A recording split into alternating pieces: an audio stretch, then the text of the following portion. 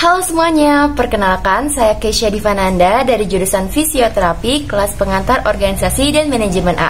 Di video kali ini saya akan mengajak teman-teman semua untuk tahu lebih dalam bagaimana cara fisioterapis dapat mengaplikasikan sistem manajemen dan organisasi di bidangnya. Check this out. Berdasarkan International Organization of Standardization, sistem manajemen adalah suatu metode yang diterapkan oleh suatu organisasi untuk mengelola dan juga mengatur berbagai aspek operasional dan fungsional mereka.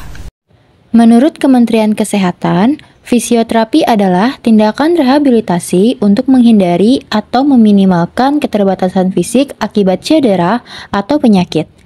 Fisioterapi bisa dilakukan pada pasien dari semua rentang usia dengan berbagai macam tujuan, mulai dari meredakan sakit punggung hingga persiapan olahraga dan juga persalinan. Biasanya fisioterapi menggunakan terapi manual dan latihan fisik dalam menangani pasien.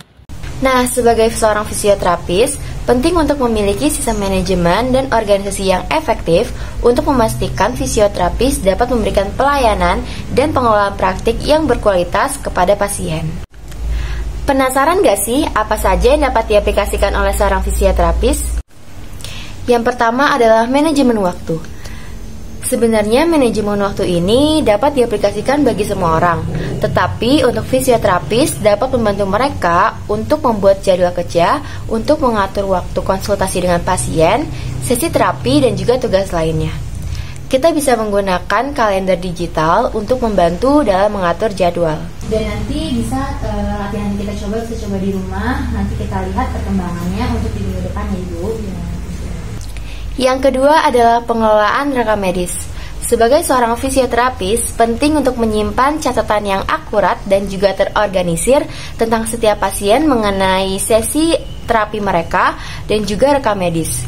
Hal ini dibuat agar tidak terjadi kesalahan dalam sesi konsultasi selanjutnya dan juga kehilangan rekam medis.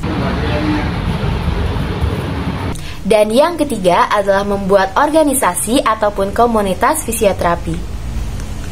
Ini bisa menjadi langkah penting untuk memperkuat profesionalisme, kolaborasi, dan juga proses pertumbuhan seorang fisioterapis. Fisioterapis dapat mengaplikasikan sistem manajemen dan organisasi ini di dalamnya dengan membuat struktur kepengurusan dan juga membuat planning ke depannya untuk organisasi ataupun komunitas tersebut. Yang keempat adalah sistem pelaporan dan evaluasi kerja tahunan.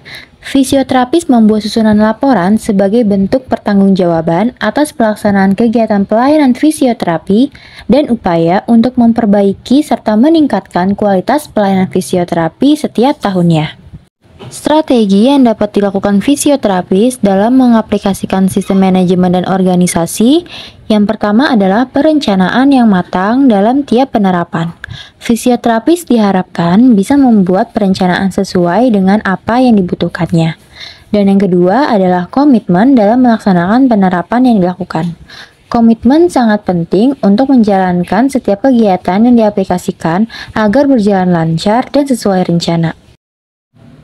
Sistem manajemen dan organisasi yang efektif akan menjadi salah satu kunci utama dalam menciptakan pelayanan fisioterapi yang berkualitas.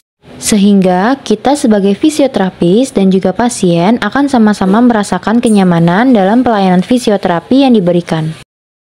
Sekian dari saya, terima kasih, sampai jumpa.